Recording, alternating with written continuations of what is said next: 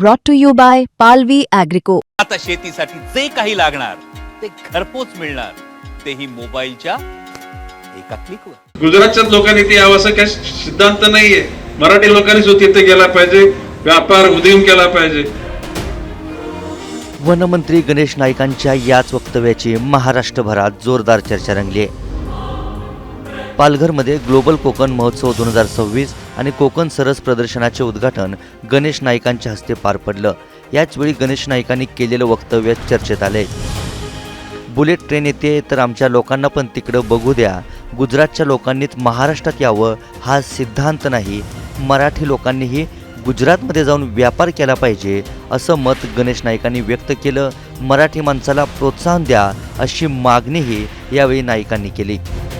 भविष्य काळामध्ये ही सगळी मी नावं घेतली. या बंदरांना उत्कृष्ट जेटी निर्माण केली जाईल आणि मुंबई पासून निघणाऱ्या प्रवासी बोटी या ठिकाणी येतील आणि वेळ पडले त्या बोटी गुजरात परत पण जातील. जर बुलेट ट्रेन येते तर म्हणजे आमच्या लोकांना तिकडे पण जाऊन बघू द्या ना. काय तिकडे गुजरातच्याच लोकांनी ते यावं असं काही सिद्धांत नाहीये. मराठी लोकांनी जो तिथे गेला पाहिजे, व्यापार उदीम केला पाहिजे आणि मराठी माणूस सुद्धा काही कमी नाही. त्याच्यामध्ये प्रोत्साहित करण्याकरता आपण सगळ्यांनी प्रयत्न केला पाहिजेत. महाराष्ट्रात सध्या मराठी विरुद्ध हिंदी, मराठी विरुद्ध गुजराती मारवाडी असा वाद उभा राहिल्याचं चित्र आहे. या सगळ्या वादात परप्रांतीयाची बाजू घेतल्याचा आरोप करत भाजपवर टीकेचा रोख राहिलाय.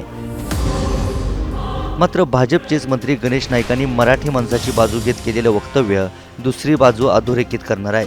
त्यामुळेच थेट गुजरातमध्ये जाऊन व्यापार करण्याचा सल्ला देणाऱ्या गणेश नाईकांच्या वक्तव्याची मुंबईसह राज्यभरात चर्चा होताना दिसते. पालघरहून हुसेन खानसह ब्युरो रिपोर्ट, मुंबई तक.